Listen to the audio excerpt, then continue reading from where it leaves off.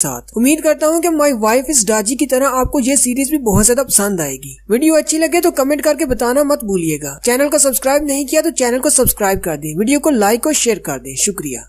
Episode की शुरुआत में थोड़ी सी हिस्ट्री बताते हैं। एक जगह जिसका नाम ज़्यू-लू है। कहते हैं कि इस जगह पर बहुत सारे कबीले हैं, लेकिन उन दो कबीलों में सबसे ज्यादा ताकतवर सिर्फ दो ही कबीले हैं, एक डीमन क्लैन और एक ह्यूमन क्लैन। पिछले 100 सालों से इन दोनों के दरमियान एक जंग जारी है। दोनों में से कोई भी हार मानने को तैयार नहीं था। फिर अचानक इंसानों ने एक समझौता रखने की बात की और एक शांति प्रस्ताव रखा। डीमन क्वीन, जिसका नाम इजाबेला है, उसने इस समझौते पर साइन करने के लिए हाँ कर दी। लेकिन उसी वक्त दिखाते हैं अर्थ यानी कि पृथ्वी पर एक शहर में एक लड़का जो कि हमारा हीरो होने वाला है, वो बैठा कंप्यूटर पर गेम्स खेल रहा होता है। साथ ही उसने कानों में हेडफोन्स लगाए होते हैं और बाकी के प्लेयर्स के साथ भी कनेक्टेड होता है। वो सारे प्लेयर्स कहते हैं ये तो गेम खेलने में बहुत ज्यादा अच्छा है। हालांकि ये गेम को इतना ज्यादा सीरियस नहीं लेता, लेकिन फिर भी ये गेम प्लेयर की रैंकिंग में नंबर 1 पर है। और यहीं पर हमारा हीरो अपना इंट्रोडक्शन करवाता है। वो कहता है कि मेरा नाम जियांग जी है और मेरे पेरेंट्स इस शहर में नहीं रहते, बल्कि वो दूसरे कंट्री में काम करते हैं। इस शहर में मेरे ज्यादा दोस्त नहीं है और अब जब के समर वेकेशंस हैं, तो मैं सारा दिन घर पे बैठकर बस गेम्स ही खेलता रहता हूँ। फिर जियांग बिस्तर पर लेट जाता है और कहता है मुझे तो लगा था कि मेरा सारे का सारा समर ऐसे ही बेकार गुजरने वाला है, लेकिन मुझे क्या पता था कि मुझे किसी और दुनिया को बचाने के लिए हीरो के तौर पर जाना पड़ेगा। जियांग के गले में एक रिंग होती है जो कि चमकती है। उसके बाद वो दूसरी दुनिया में ट्रांसफर हो जाता है। जैसे जियांग की आंख खुलती है, वो ऊपर छत की तरफ देखता है और कहता है मेरे घर की सीलिंग ऐसी तो नहीं थी, मैं किस जगह पर आ गया हूँ। जैसे उसकी आंख खुलती है, उसके सामने डीमन क्वीन खड़ी होती है। जियांग उसे देखकर डर जाता है और उसे कहता है तुम कौन हो और मेरे रूम में क्या कर रही हो। डीमन क्वीन उसे कहती है तुम तो बहुत बड़े उल्लू हो, ये तुम्हारा रूम नहीं है, जरा गौर से देखो। अपने इर्द गिर्द देखकर जियांग बहुत ज्यादा घबरा जाता है और कहता है क्या मैं बहुत ज्यादा वीडियो गेम्स खेलने की वजह से पागल हो गया हूँ, जो मुझे ऐसी सारी चीजें दिखाई देने लग गई हैं। फिर वो अपने चेहरे पर थप्पड़ मारता है और कहता है नहीं, ये कोई वीडियो गेम या फिर कोई पागलपन का दौरा नहीं है, ये सब कुछ तो बहुत ज्यादा असली लग रहा है। वहीं पर सामने एक बूढ़ी जादूगरनी होती है, उसके साथ कुछ और डीमंस भी होते हैं जो कि डीमन क्वीन के साथी हैं। जियांग कहता है इन सब के कपड़े तो देखो, मुझे लगता है शायद मैं किसी और यूनिवर्स में आ गया हूँ। डीमन क्वीन उस बूढ़ी जादूगरनी से कहती है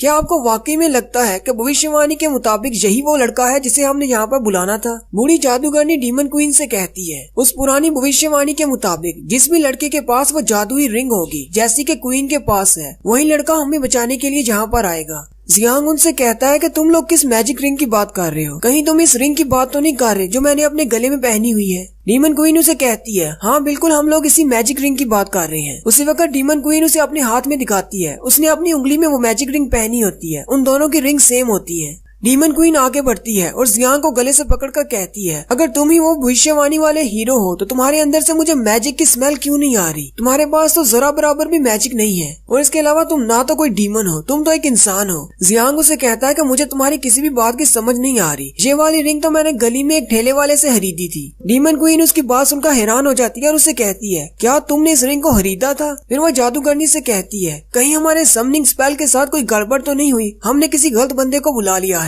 डीमन क्वीन कहती है कि मैंने अपनी सारी एनर्जी जाया कर दी, वो भी सिर्फ इस इंसानी कचरे को बुलाने के लिए। बूढ़ी जादूगरनी डीमन क्वीन से कहती है नहीं, हमारा जादू बिल्कुल ठीक था, हमने सही बंदे को बुलाया है, यही हमारे डीमन क्लैन को इंसानों से बचाएगा। जियांग उनसे कहता है क्या तुम लोग मुझे भी समझाने की कोशिश करोगे यहाँ पर क्या हो रहा है और आखिर तुम लोग हो कौन। डीमन क्वीन जियांग से कहती है इंसानी कचरे, जरा गौर से मेरी बात सुनो। तुम इस वक्त डीमन क्लैन में हो और मैं डीमन क्वीन हूँ। मेरा नाम इजाबेला ओसा है। आज के दिन इंसानों और डीमंस के दरमियान पीस वाले मुआहदे पर साइन होने थे, लेकिन हमारी हाई कमांडर जो कि एक डीमन है, उसने इंसानों के साथ मिलकर हमें धोखा दिया। उसने मेरी बॉडी से मेरी मैजिक का एक बहुत बड़ा हिस्सा चोरी कर लिया है, पता नहीं किस मकसद के लिए, लेकिन ये बात तो साफ जाहिर है वो इंसानों के साथ मिल चुकी है। मेरे 4 लोगों ने मेरी जान बचाने के लिए अपनी जान दे दी और इस वक्त डीमन क्लैन बहुत ज्यादा मुश्किल में है। इंसान हम पर हावी हो चुके हैं, बहुत जल्दी वो महल में घुस आएंगे। मेरे पास अब ज्यादा सिपाही नहीं बचे जो मेरी हिफाजत कर सके, इसी वजह से हमें तुम्हें यहाँ पर बुलाना पड़ा है। जियांग उसकी बात सुनकर अपनी ही दुनिया में खो जाता है और कहता है मुझे लगता है शायद मुझे किसी दूसरी दुनिया में बुलाया गया है ताकि मैं एक हारती हुई हीरो की मदद कर सकूं, और अगर मैं बिल्कुल ठीक सोच रहा हूँ तो इसका मतलब मैं इस दुनिया का सेवियर हूँ, यानी कि मैं एक हीरो हूँ। और ये भी पॉसिबल है कि इस दुनिया को बचाने के बाद डीमन क्वीन के साथ मैं रोमांस कर सकूं। फिर जियांग डीमन क्वीन से कहता है मुझे लगता है शायद तुम्हें जाकर कहीं पहाड़ों में छुप जाना चाहिए। डीमन क्वीन जियांग से कहती है क्या तुम्हें लगता है वो इंसान मुझे ऐसे कहीं जाकर छुपने देंगे। वो लोग हमारा पीछा करते हुए महल तक पहुंच आए हैं, इसीलिए हम लोग अब पूरी तरह गिर चुके हैं। इस डीमन कासल के बाहर पूरी तरह से इंसानों ने कब्जा किया हुआ है। क्वीन के साथी जियांग से कहते हैं हमने एक दूसरी दुनिया के हीरो को इसीलिए बुलाया था ताकि वो क्वीन को बचा सके, लेकिन हमें क्या पता था कि वो एक इंसानी कचरा है जिसके पास जरा भी मैजिक नहीं। उसी वक्त क्वीन को अजीब सा महसूस होना शुरू हो जाता है। क्वीन कहती है, मुझे ऐसा महसूस हो रहा है जैसे मेरी पावर खत्म हो रही है। और इसी के साथ क्वीन एक जोरदार चीख मारती है और उसकी सारी की सारी एनर्जी उसकी बॉडी से निकल जाती है और क्वीन की बॉडी ट्रांसफॉर्म होकर एक इंसान की बॉडी बन जाती है। बूढ़ी जादूगरनी और जियांग सब लोग ये देखकर बहुत ज्यादा हैरान हो जाते हैं। डीमन क्वीन जब इंसानी बॉडी में आती है तो उसके कपड़े नहीं होते। जियांग के नाक से खून बहना शुरू हो जाता है और कहता है, ये अभी बहुत छोटे हैं लेकिन फिर भी बहुत ज्यादा क्यूट हैं। डीमन क्वीन अपनी बॉडी की तरफ देखती है और कहती है, आखिर मेरे साथ हुआ क्या? मेरी बॉडी इंसानी बॉडी में कैसे तब्दील हो गई? बूढ़ी जादूगरनी उसे कहती है, मुझे लगता है शायद इस हीरो को बुलाने के चक्कर में तुम्हारी सारी की सारी एनर्जी चली गई। डीमन क्वीन परेशान हो जाती है और बूढ़ी जादूगरनी से कहती है, अब मैं अपने लोगों के सामने कैसे जाऊंगी जबकि मैं एक डीमन नहीं रही। डीमन क्वीन की साथी लड़कियां कहती हैं, डीमन क्वीन के साथ ये सब कुछ इस इंसानी कचरे की वजह से हुआ है, चलो आओ इसको सबक सिखाते हैं। जियांग दूर खड़ा होता है और बहुत ज्यादा डर जाता है। वो चिल्लाकर उनसे कहता है, तुम लोग मेरे ऊपर सारा इल्जाम कैसे डाल सकती हो? मैं कौन सा अपनी मर्जी से यहाँ पर आया हूँ? उसी वक्त महल का दरवाजा खुलता है। कुछ डीमन सोल्जर जख्मी हालत में अंदर आते हैं और क्वीन से कहते हैं कि इंसानी सोल्जर यहाँ तक पहुँच चुके हैं, वो अंदर आने वाले हैं, आपको यहाँ से जल्दी से बाहर जाना होगा। डीमन क्वीन उनकी बात सुनकर जल्दी से जियांग के कपड़े उसे छीन लेती है और उसके कपड़े पहन लेती है और उनसे कहती है, इंसानी सोल्जर तो बड़ी जल्दी से अंदर आ गए, हमें जल्दी से उनका मुकाबला करना होगा। डीमन क्वीन की साथी लड़कियां उसे कहती हैं, हम आपकी हिफाजत करेंगे, आपको यहाँ से जाना होगा। बूढ़ी जादूगरनी आगे बढ़ती है और डीमन क्वीन से कहती है, अब जबकि आपके पास भी इंसानी बॉडी है तो आपके लिए यहाँ से भागना आसान हो जाएगा, लेकिन कभी भी इंसानों को अपने बारे में पता न चलने देना कि आप एक डीमन क्वीन है। मैं यहीं पर रुकूंगी और उन इंसानों को यहीं पर रोक कर रखूंगी ताकि आप लोग यहाँ से भाग सके। क्वीन उसे कहती है, मैं अपने लोगों को यहाँ पर मरने के लिए छोड़कर नहीं जा सकती, तुम सब लोग मेरे साथ चलोगे। उसी वक्त वो बूढ़ी जादूगरनी अपनी छड़ी को घुमाती है और अपने मैजिक को एक्टिवेट करती है और उन सब के इर्द गिर्द एक बड़ा सा मैजिकल रिंग बनाती है। वो जादूगरनी उन्हें महल के बाहर ट्रांसपोर्ट करने की कोशिश कर रही होती है, जबकि जियांग वहाँ से भागना शुरू कर देता है और कहता है, जैसे ही इंसान यहाँ पर आएंगे तो मैं उनसे मदद के लिए कहूँगा। डीमन क्वीन की साथी लड़कियाँ कहती है, इस इंसानी कचरे को यहाँ से भागने मत दो, जल्दी से इसे भी पकड़ कर लाओ। जियांग चिल्लाकर उनसे कहता है, प्लीज मुझे अकेला छोड़ दो, मुझे तुम्हारे साथ नहीं जाना। वो लोग उसे पकड़कर भी अपने साथ ले जाते हैं। बूढ़ी जादूगरनी उनसे कहती है,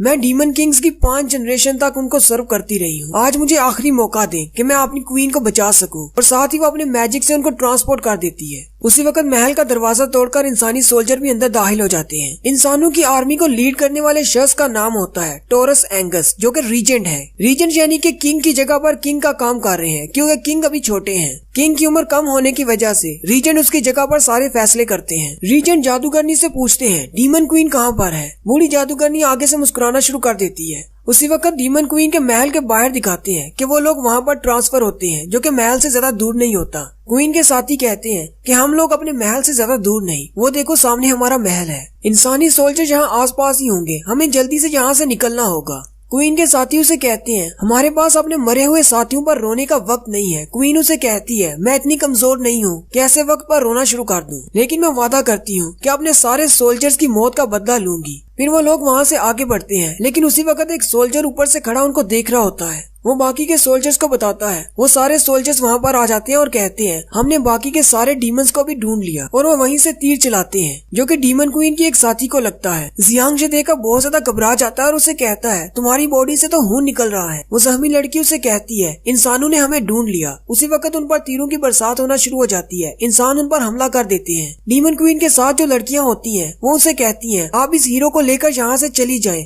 हम लोग इन इंसानों को यहीं पर रोक कर रखते हैं। दूर से इंसानी सोल्जर चीखते चिल्लाते हुए इनकी तरफ आ रहे होते हैं और कहते हैं, कैप्टन ने हमसे कहा है कि एक डीमन के सर के बदले में 20 यूनिट गोल्ड के मिलेंगे, तो देखते हैं कौन कितने से ज्यादा डीमंस के सर लेकर जाता है। वो डीमन लड़की जिसको तीर लगा होता है, वो जियांग से कहती है, इंसानी कचरे मेरी बात गौर से सुनो, वैसे तो तुम बिल्कुल बेकार हो, लेकिन हमारी क्वीन की हिफाजत करना। मुझसे वादा करो कि तुम मेरे क्वीन की हिफाजत करोगे, ये मेरी आखिरी रिक्वेस्ट है तुमसे। और यहीं पर हमारी फर्स्ट एपिसोड का एंड होता है। कमेंट करके जरूर बताइएगा कि आपको एक्सप्लेनेशन कैसी लगी। अगर चैनल को सब्सक्राइब नहीं किया तो चैनल को अभी सब्सक्राइब कर दें, वीडियो को लाइक और शेयर कर दें। शुक्रिया।